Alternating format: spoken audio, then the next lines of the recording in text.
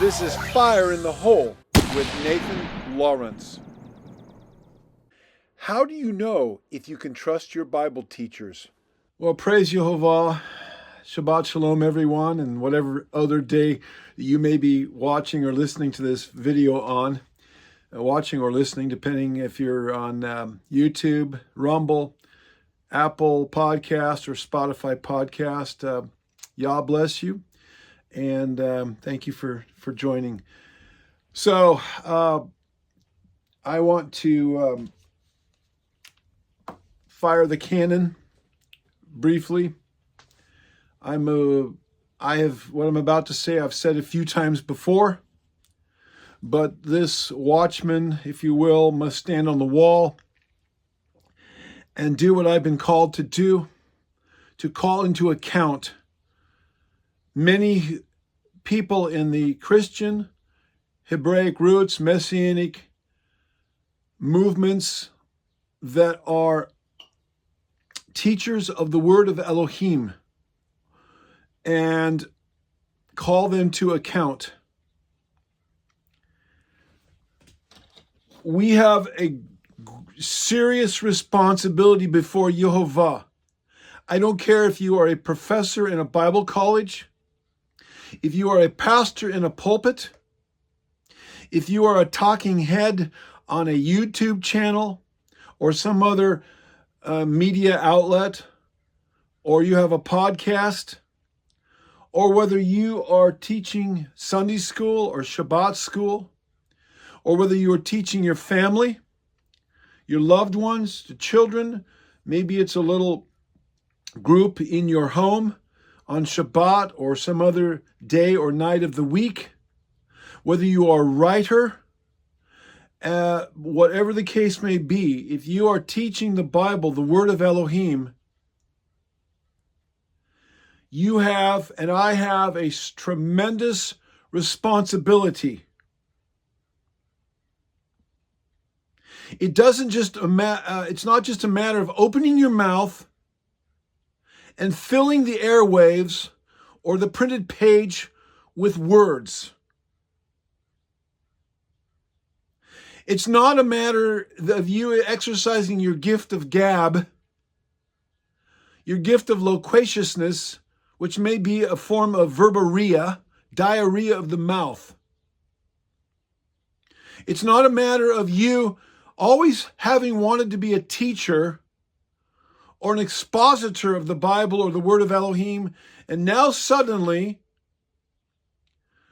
because you have an iPhone or a laptop or an iPad, and you can easily get on an internet connection, you can get on the internet and tell everybody everything you think you know.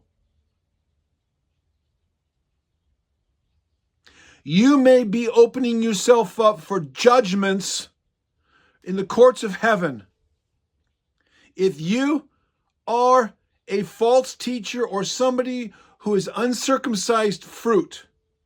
What do I mean by that? I mean you are teaching and you have not been raised up. You have not been mentored. You are not accountable to anybody. There are not checks and balances in your life. There are not people who are older and wiser, who have been in it longer than you have, who are overseeing you, mentoring you, who have released you, have laid hands on you maybe, and you have been called by the Holy Spirit. That's very different than pulling yourself up by your own bootstraps because you've always wanted to be this or that, and suddenly now you have a camera or some sort of a electronic device, and you can get in front of it, and because you've been walking as a believer for 2, 3, or 5 years, and maybe you learned the Hebrew alphabet or whatever, and now you're going to tell everybody everything. Hold back. Wait. Hold on. It is a blessing to be able to share the word of Elohim, if that's what you have been called to do. But make sure that you know what you're talking about. Make sure that you have a personal experience. You're not just spewing out head knowledge. Make sure that you know the Bible from one end of the book to the other. Make sure that you are deep in the Word. Make sure that when you open your mouth, you can explain and elucidate the truth, not just cherry pick out a few Bible verses to substantiate a pet doctrine or a viewpoint that you've just recently come into the understanding of. And now you think you know everything about everything. In the time of the priesthood, the priests were not even allowed to minister until age 30, until they'd had 5 years of discipleship at the hands of older Kohanim, priests, and Levites. They started age 25. Why 25? Because in the male, the frontal lobe, the psychologists and the psychiatrists and the medical doctors tell us, is not even fully developed until about age 25, give or take a year or two. It's going to vary. So for people to be teaching before that age, men, you better make sure that you've got your frontal lobe of your frontal cortex of your mind. You have reached a level of maturity that the Bible recognizes medically. Otherwise, you may be uncircumcised fruit and you may not be teaching with full mental capacity, mental, psychological, psycho-emotional, fully developed. And I understand it may vary a year or two, depending on the maturity level, the level of maturation of the individual. But it's not for you to determine. It's for the Holy Spirit and for your spiritual mentors to release you.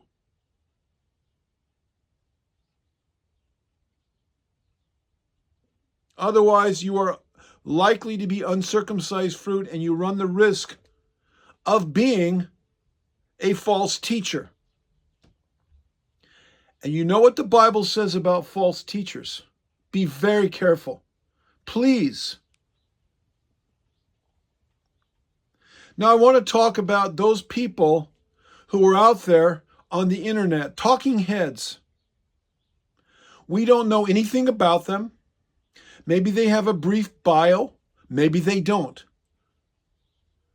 But because they get access to a camera and an internet connection and a channel and social media, wow, they're off and running and off they go. And some of them are older people in their 60s like I am, or in their 70s or older.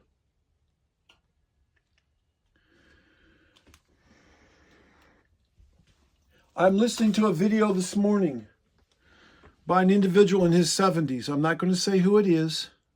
That's not the point.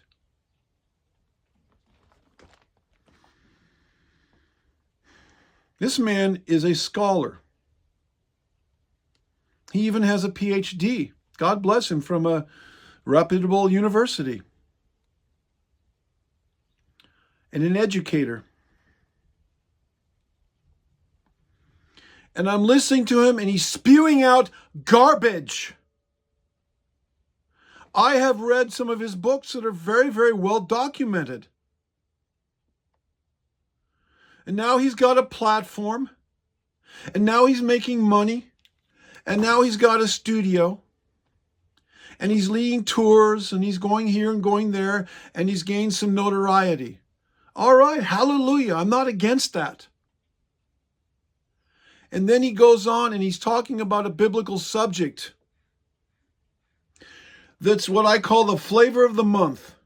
A lot of people, I'm not going to say what the subject was. It's not the point. I don't want anybody to figure out who I'm talking about. That's not the point. But this educator, PhD scholar, who I've read books before written by this individual, that I believe to be very good. Now he's getting on the internet and he's spewing out dung. He's promoting a particular viewpoint that has to do with a very popular subject in current Hebrew roots circles. I'm not going to say what it is. Again, that's not the point. I have addressed it recently, showing the utter fallacy of some big names that are promoting this false teaching, which is very, very important to the Hebraic life of the Torah-obedient individual. And this individual goes on repeating the talking points of other false teachers that I have addressed previously in previous videos and in written form on my blog. And he gives absolutely zero evidence from the scriptures, from historical sources, from ancient sources, linguistic sources, for anything. He just makes these assertions with regard to the Bible and what happened and historical events, and then he ties it over to this and to this and to this. And he spews it out affirmatively as if it was the Word of God, and this is what we need to do. And then he impugns other things in the Bible that are true without even giving evidence or proof of it. And we are to take his reputation and take his word for it because I guess just because he's got a nice studio and he looks good and he's got some academic backgrounds.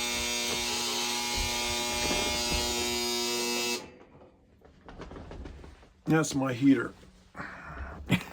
It's cool here in this office, and every once in a while it goes off. Yeah, that's like the warning buzzer from heaven, like beware, beware, beware. You know, there are some teachers that are teaching really, really good things. And then they like jump on board the parade, the bandwagon of some new teaching that a lot of people are feeding on and going because these people that are teaching this look good. They've got a nice studio and they've got a nice website and they've got some books. So I guess we just check our brains at the door and believe what they're saying. Let me just tell you something. I don't believe anything anybody says until I know those who labor among me. We're to know those who labor among us. Do they fit the qualifications of biblical leadership, of biblical teachers? What is their character? What is their expertise to speak on a subject? To whom are they accountable? Who raised them up? My bio is on my website and on my blog. You can go learn all about me, and anybody can email me, and I'll be happy to share with you why I am doing with what I'm doing, what my background is. I'll take your phone call. I answer phone calls and I answer emails. I have nothing to hide. And the fruit is there for people to look at for the last 25 years or more. Actually, it's probably 35 years. I'm not lifting myself up, but there are biblical protocols to follow. So I vet people out. Before I quote them, before I interact with them, I find out who they are. What do they believe? How many times have they been married? Are they good fathers? Or are they deadbeat dads? Are they merchandisers of the anointing? Are they peddlers of the gospel?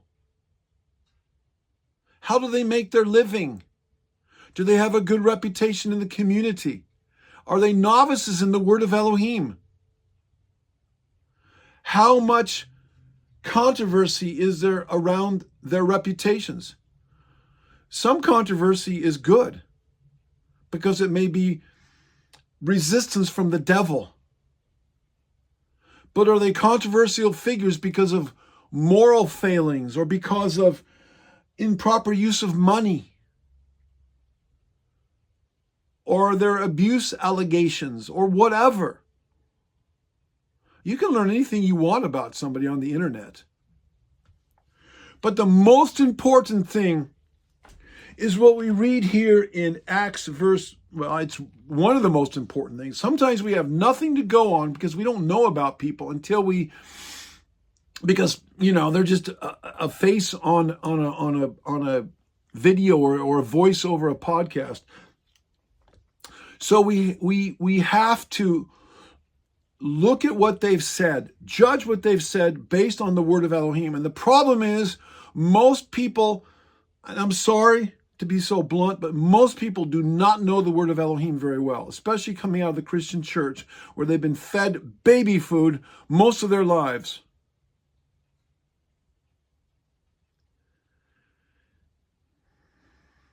And they don't know. They choose teachers that look good, that sound good, that are articulate, have a good props, good sets, good video equipment, good camera angles, good websites. That doesn't mean squat. You can find good websites on porn sites or demonic sites or satanic sites. I mean, it means nothing. Let's not be moved by the glitz and by the smoke and the mirrors. Magicians and actors and people that perform on stages can do all of that. Rock stars and music people and whatever. That means nothing. What is the nature of their content? Does it line up with this? Acts 17, verse 10. You know this well. Then the brethren immediately sent Paul and Silas away by night to Berea.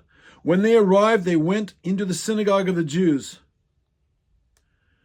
And it is said of the Bereans that were in the synagogue. So it would have been people who were Jewish as well as probably non-Jewish people there. These were more fair-minded than those in Thessalonica, in that they received the word with all readiness, so they were open-minded. They received the gospel message and searched the scriptures daily.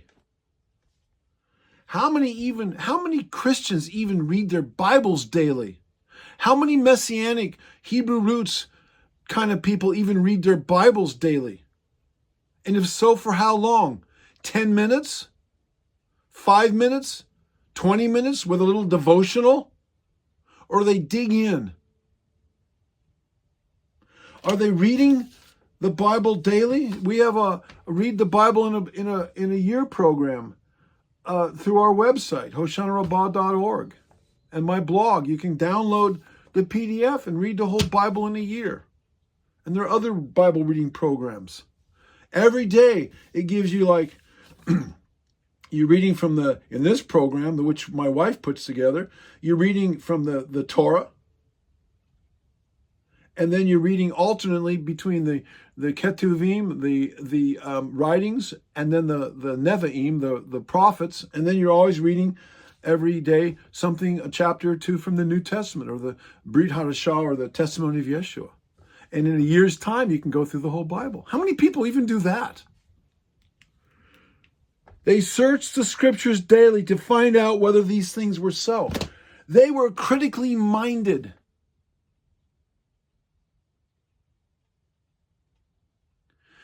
The same teacher to whom was making reference,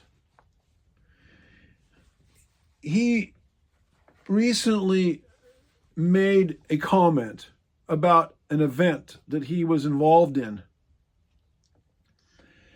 And he mentioned about what the weather was like on the day when this event happened. And he specifically mentioned, I'm going to be deliberately vague. One or two of you in this audience may know who I'm talking about, but that's beside the point. He mentioned about a particular weather event that he said happened on that day when this event was happening that he was involved in.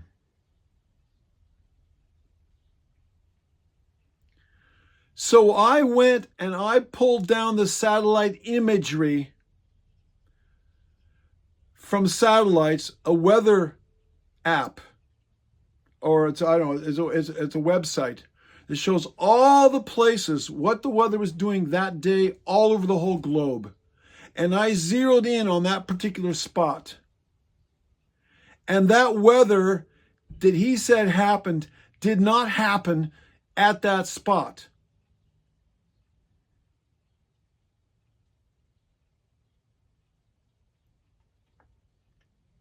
And this is just satellite imagery, which showed lightning. And then I was made aware of a video. This is the length to what I go to vet people out. And then somebody made me aware of a video that this individual made that supposedly corroborated what he said. It did not at all. I watched the video recently. It showed the event taking place, a beautiful day, appeared to be warm and sunny. The people were, that's fine. I know storms can happen very quickly, so I'm not. And then, look, I do videography. I got 3 YouTube channels, and I've made probably almost 1,000 videos. I do my own editing, okay? My own camera work, everything. Then it showed a video of this weather event that supposedly happened. He juxtaposed another video next to this video. He did not say in the video that I watched that this is what happened, but it was implied. He could have taken that video clip from somewhere else and juxtaposed it. It did not prove it. Was I there? No, I was not there. All I know is that something is not right here. That's the point I'm trying to make. Be a critical thinker. Maybe when they got in their cars and drove away, suddenly it started to rain and thunder. We saw the rain, but we saw no thunder or lightning. And yet he indicated in another, I don't know if it was a video that I watched or a letter. I think it was a letter that I got from I'm on his mailing list, that said this event happened. And there's no evidence, no satellite imagery. And the reason this was important is this individual was trying to show that this was Elohim putting his imprimatur on this event that was taking place that he was involved in. And he linked that up with some passages in the Bible. Am I attacking this person? I'm not trying to attack anybody. I'm trying to show beware. Critically think. And make sure that when they go and teach,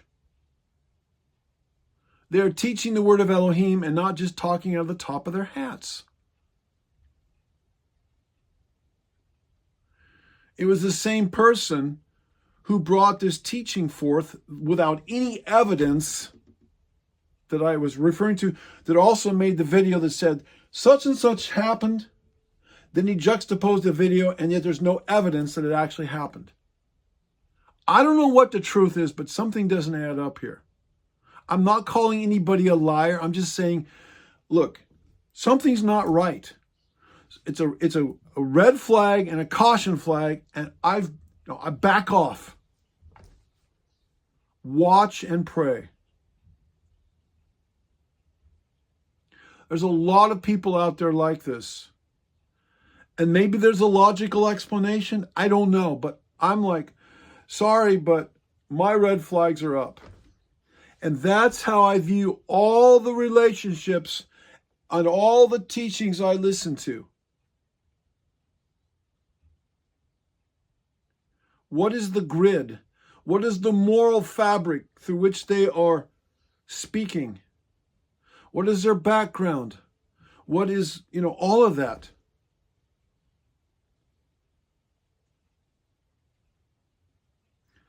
I hope and pray that this has helped somebody. It's the wild, wild west out there. It's crazy. Anybody can get on the internet and say anything.